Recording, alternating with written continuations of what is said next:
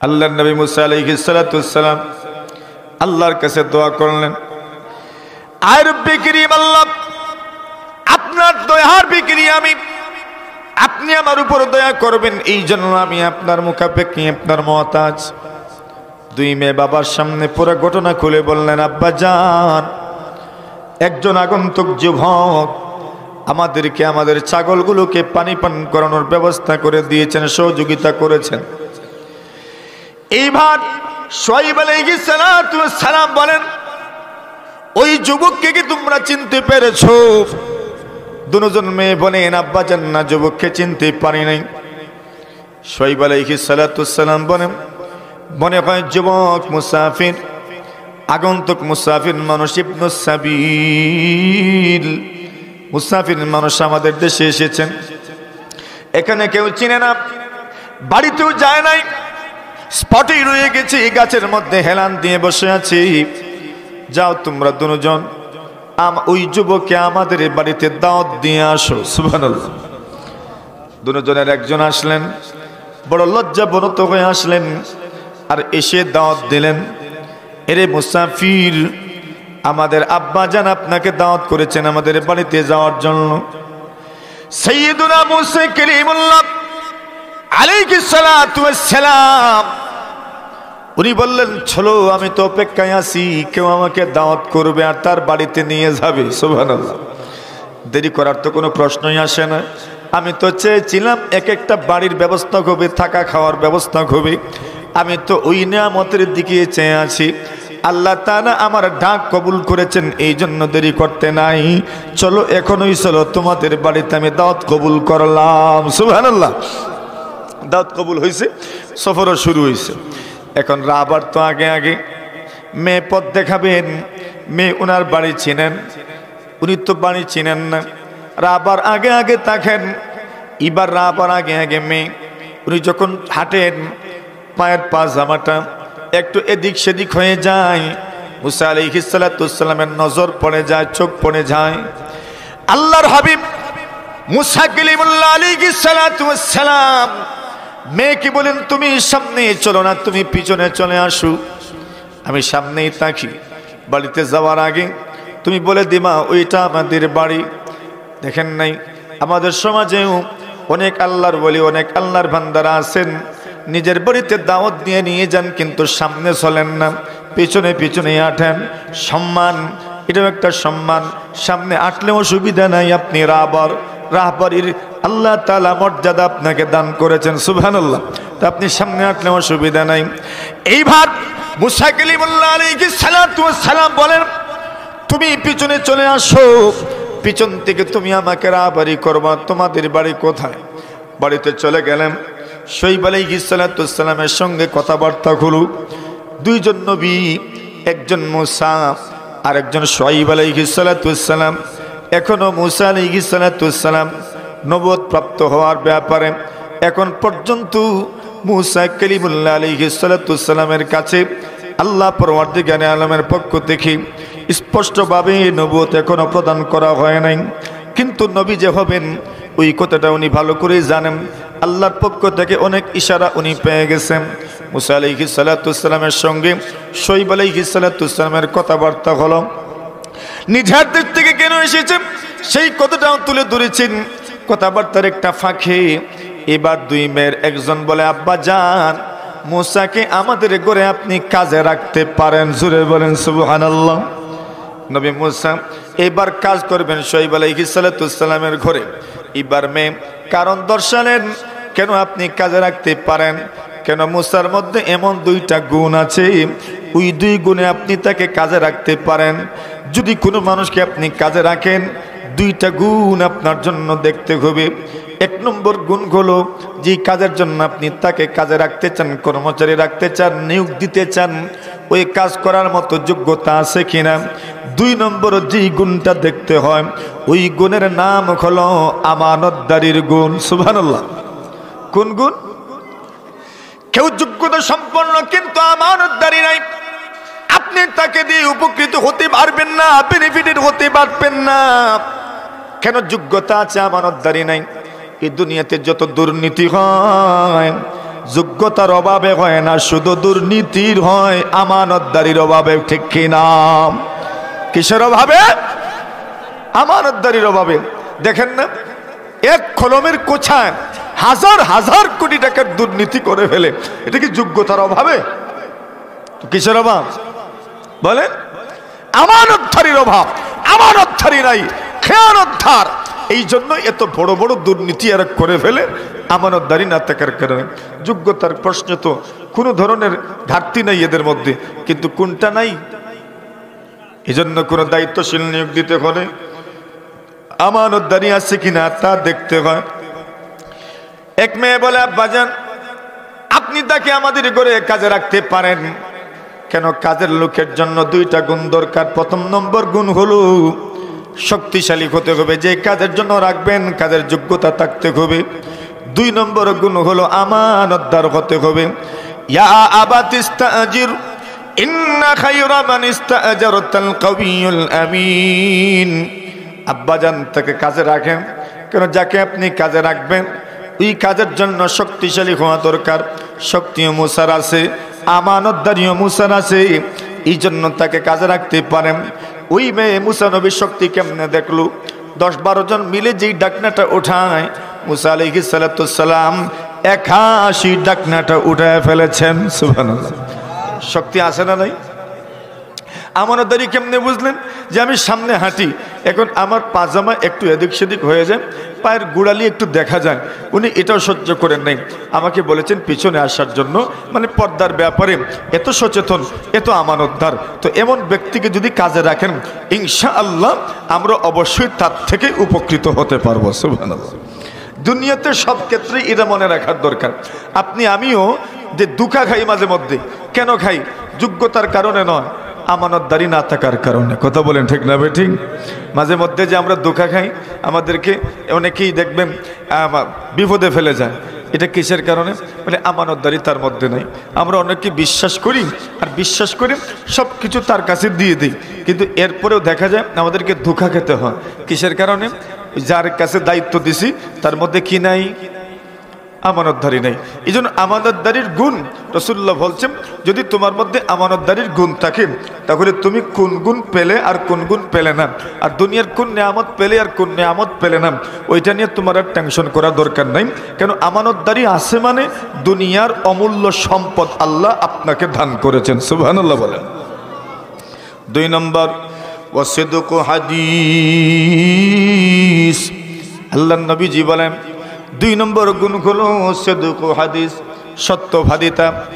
1 নম্বর গুণ হলো আমানতদারি, 2 নম্বর গুণ হলো সত্যবাদিতা। যদি আপনি সত্যবাদী হতে পারেন, আপনি এমন গুণে গুণান্বিত, দুনিয়াতে আপনি আর কি নিয়ামত পেলেন, কি পেলেন না, কোন নিয়ামত আপনি দুনিয়াতে পেয়েছেন আর কি পান নাই, ওইটা নিয়ে টেনশন করার দরকার নাই।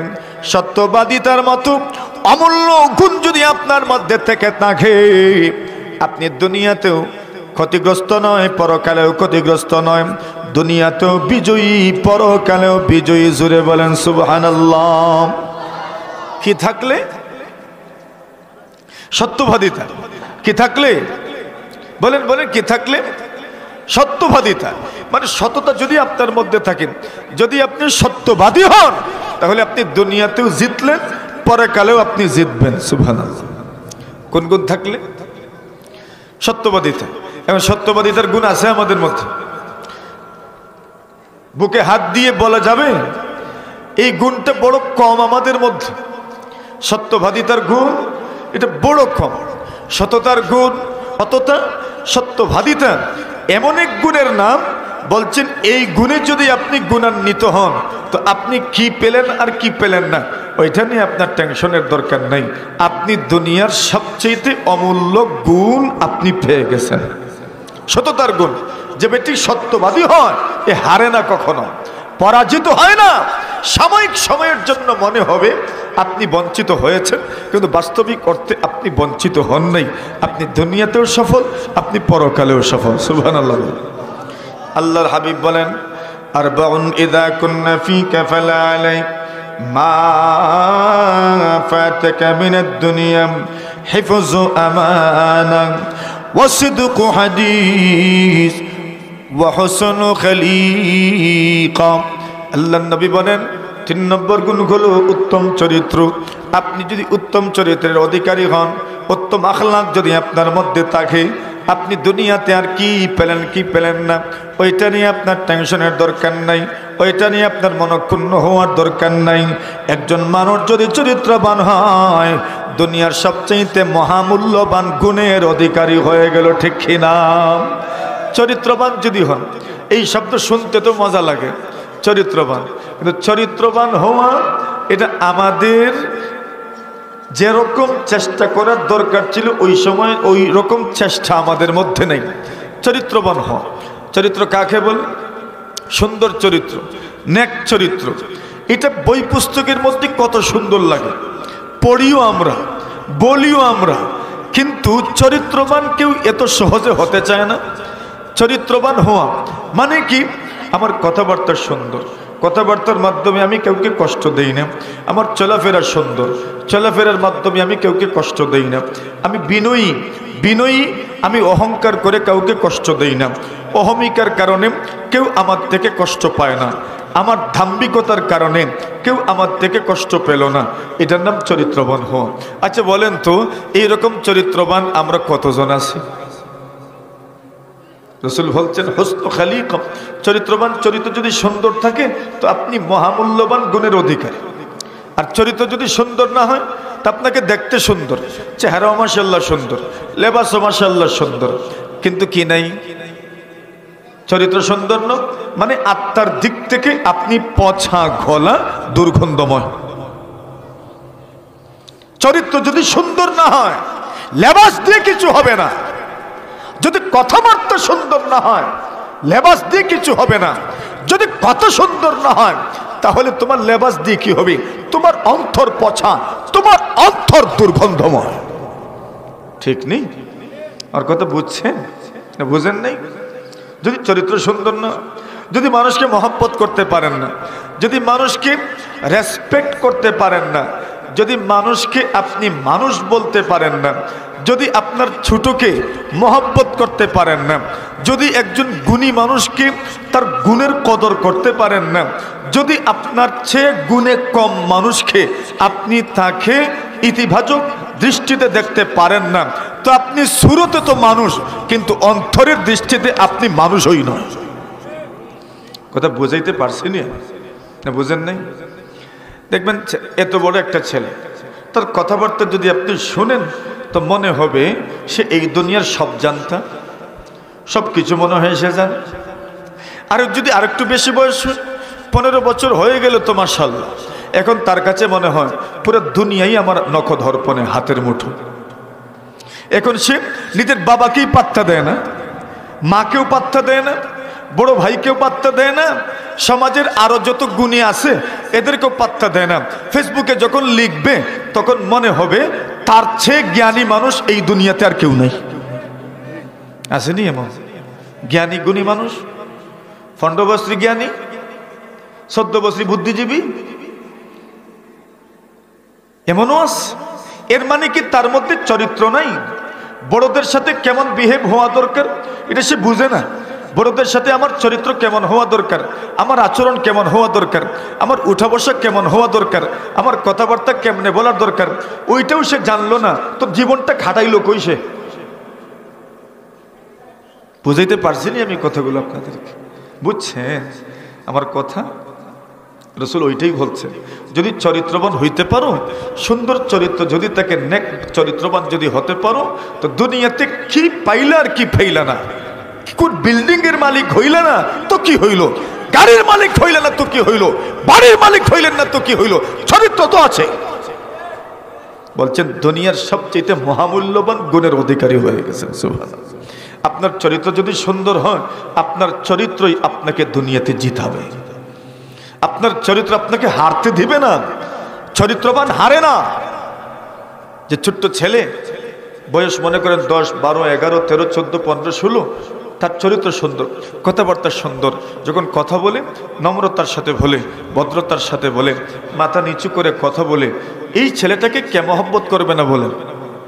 সবাই মহব্বত করবে। এর মানে কি, সে দুনিয়াতে কোনো ধনীর ছেলে হোক বা না হোক, গরিবেরই ছেলে হোক, কিন্তু তার মধ্যে কি আছে?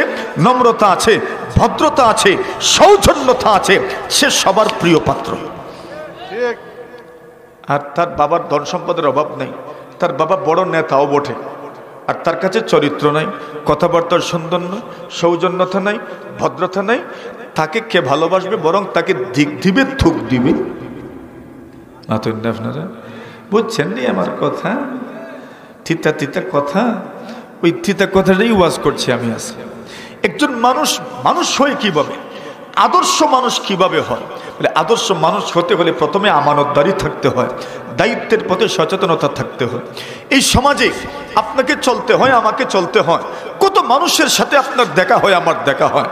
জীবন যুদ্ধে কত মানুষের সাথে আপনার ফেস হয়, কত মানুষকে আপনাকে ফেস করতে হয়, ঠিক না?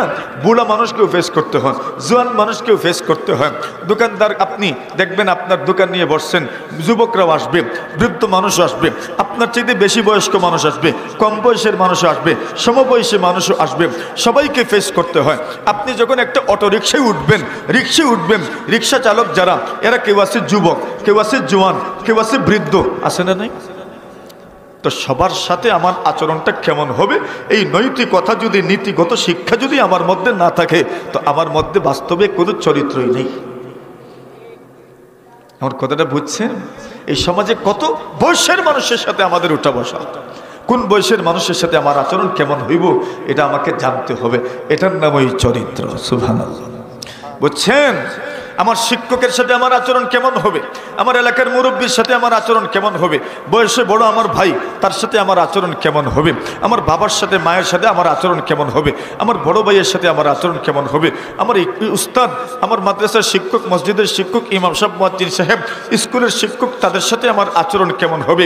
এই শিক্ষা যদি আমি অনুভব করতে পারি, এটা যদি উপলব্ধি করতে পারি, রাসূল বলছেন, তুমি দুনিয়াতে ধনীর সন্তান নাকি গরিবের সন্তান, তুমি দুনিয়াতে ট্যালেন্ট ছাত্র কি ছাত্র নয়, তুমি মেধাবী কি মেধাবী নয়, সেইটা দেখার বিষয় নয়। তোমার মধ্যে চরিত্র আছে, আখলাক আছে, সৌন্দর্য আছে, তুমি দুনিয়ার সবচেয়ে উত্তম গুণের অধিকারী মানুষ। তুমি ধনীর ছেলে নয় তো কি হইল? তোমার ধন নাই তো কি হইল? তোমার মন আছে, চরিত্র আছে, সুন্দর ব্যবহার তোমার মধ্যে আছে। নবী ওইটাই বলছেন, তোমার মধ্যে সততা আছে, সত্য কথা তুমি বলো, মিথ্যা কথা বলো না, মানে তোমার মধ্যে অ্যাটিটিউড আছে। মিথ্যা বলার অর্থ কি? দুর্বল। আরে মিথ্যা মানুষ কেন বলে? দুর্বল তো, ব্যক্তিত্বহীন, ব্যক্তিত্ব নাই আমার মধ্যে, এজন্য আমি মিথ্যা বলি, কোনো মতে পার পেতে চাই, সত্য বলে ধরা খাইমু। এর মানে কি? আমি ছোট হয়ে গেল। আমরা ছোট হইতাম চাইনি, কেউ তো দুনিয়াতে ছোট হইতে চায় না, সবাই বড় হইতে চায়। তো মিথ্যা বলার মানে কি? ছোট হওয়া। রাসূল বলছেন ওয়াসিদকু হাদিস। আর মিথ্যা না বললে দুনিয়ার অনেক কিছু থেকে বঞ্চিত হতে হয়। আর যারা মিথ্যা কথা বলতে পারে, দুনিয়ার অনেক কিছুই তারা বুক করে, কিন্তু যতই অনেক কিছু বুক করো, একদিন না একদিন সত্যি ধরা খেয়ে যায়, ঠিক না? কিন্তু সাময়িক নাজ নিয়ামত বুক করার জন্য মিথ্যা বললেন, এর মানে আপনি আপনার ব্যক্তিত্বকে বিলীন করে দিলেন। তো সত্য কথা বল। এজন্য একটা কথা আমরা সবসময় পড়ি, সদা সত্য কথা, পড়ছেন না মনে হয়? সদা সত্য কথা বলিব, এই কথা পড়ছিনি আমরা। এটা কি পড়ার মধ্যেই সীমাবদ্ধ? তো যখন কথা বলি তখন কি সত্য কথা বলি? হিসাব করেন, আজকের দিনের হিসাবই করেন, আজকে কয়টা মিথ্যা কথা বলছেন আর কয়টা সত্য কথা বলছেন। কত মানুষ তো আছে ইচ্ছা করে মিথ্যা বলে, এখানে তার বলার দরকার নেই মিথ্যা কথা, এরপরেও বলে। কেন বলে জানেন? নিজেকে বড় হিসাবে পেশ করার জন্য। কত আছে যুবক, নতুন নতুন বয়স হচ্ছে, সে মানে বেহুদা মিথ্যা কথা বলবে, তার বন্ধুদের সাথে গপ দিবে, আড্ডা দিবে। তো আর আড্ডা দেওয়ার সময় এখন যেটা হয় নাই এটাও বলবে। এটা কি অপরাধ নয়? কবিরা গুনাহ নয়? কবিরা গুনাহ। তো বলছেন তুমি মিথ্যাবাদী হতে পারো না, সত্যবাদিতার গুণে গুণান্বিত হও। রাসূল বলছেন কেউ যদি সত্যবাদী হন তো দুনিয়ার বড় নিয়ামত সে পেয়ে গেল। কথা সত্য বলবেন ইনশাআল্লাহ? রাজি নি সবাই? আল্লাহ তৌফিক দান করেন। আমরা সবাই নিয়ত করলাম সত্য কথা বলবো, প্রতিদিন খেয়াল রাখবো যেন মিথ্যা না বলি।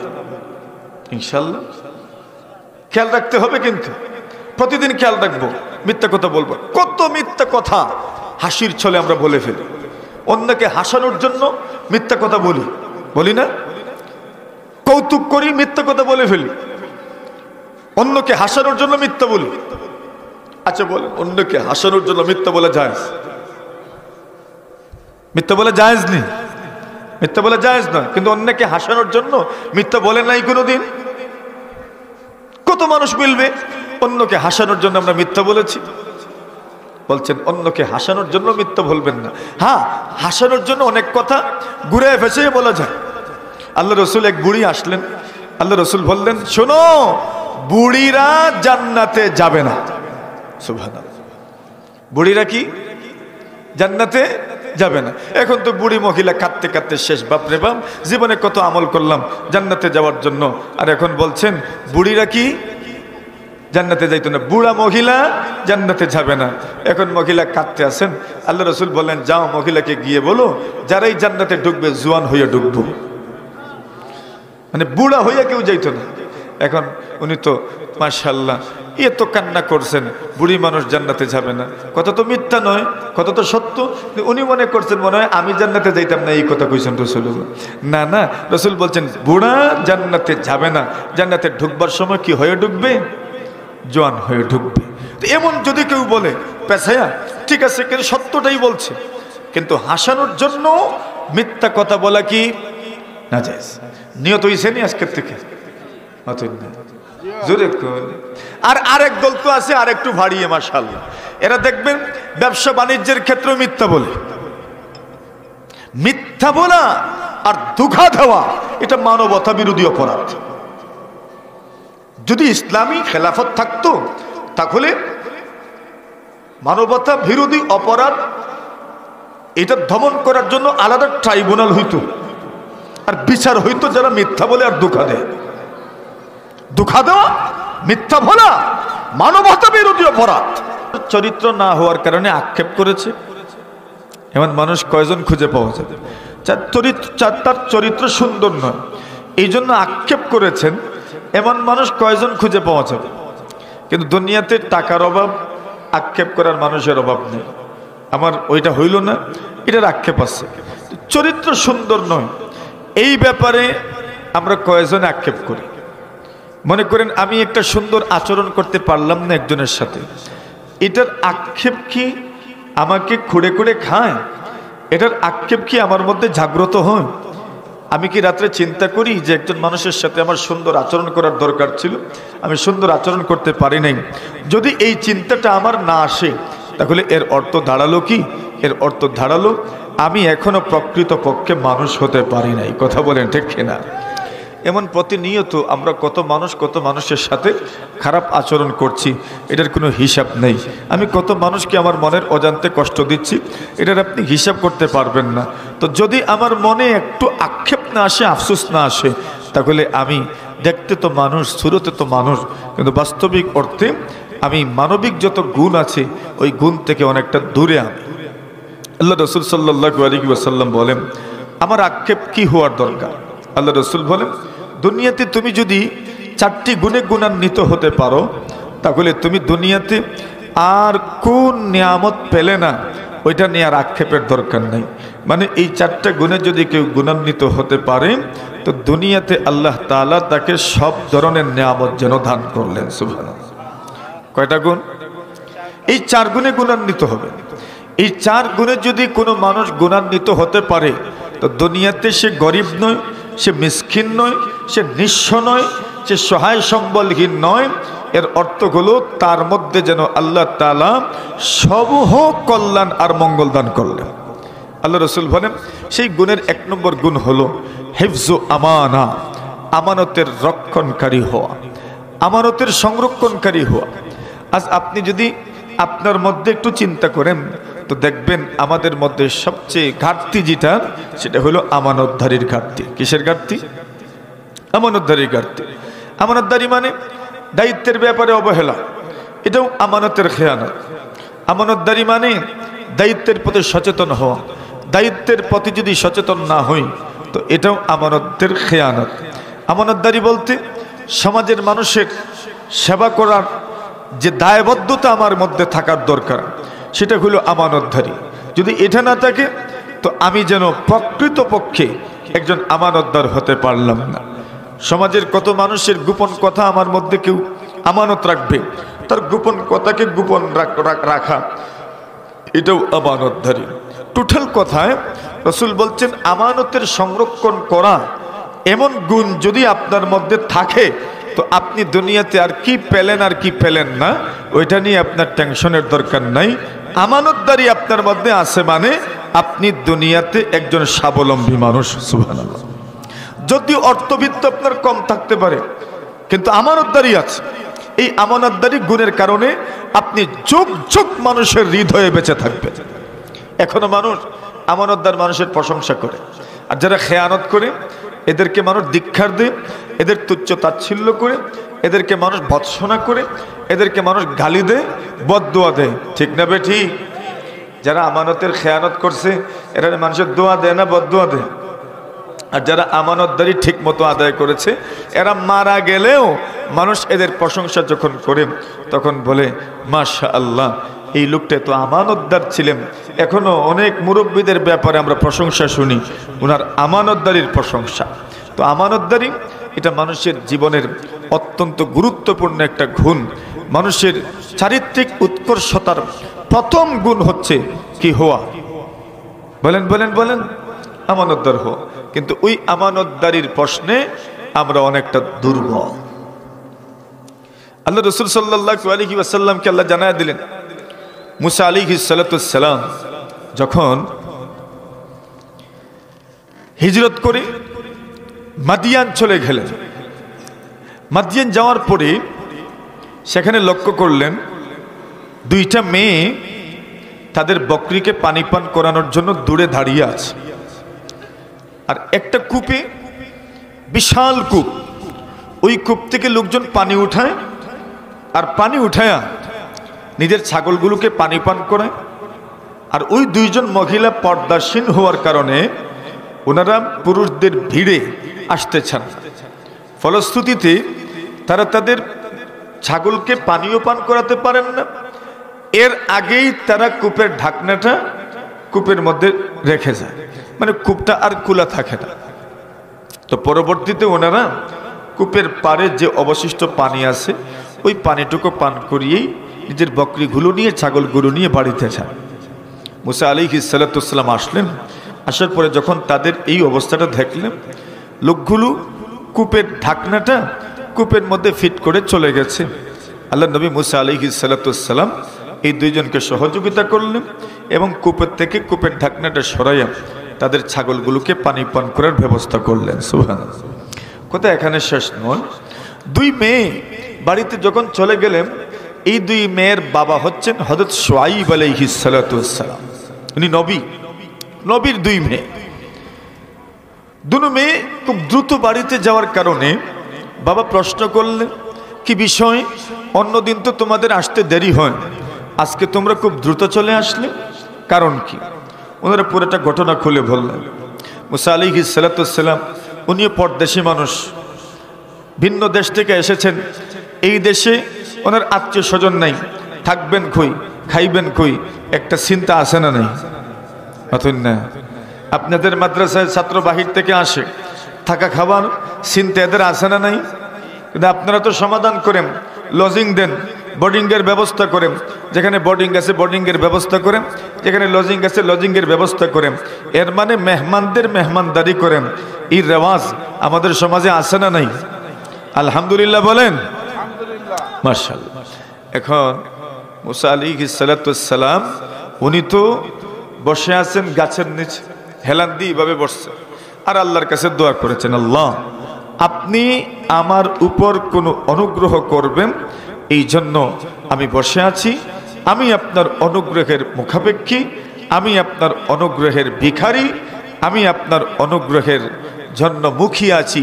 কোনো দয়া আপনি আমার উপর করেন, রহমত দেন, যেন আমার থাকা খাওয়ার ব্যবস্থা হয়ে যায়। সুবহানাল্লাহ। কোনো দূরে গেলে এখানে থাকা খাওয়ার ব্যবস্থাটা এটা সবচেয়ে গুরুত্বপূর্ণ বিষয়।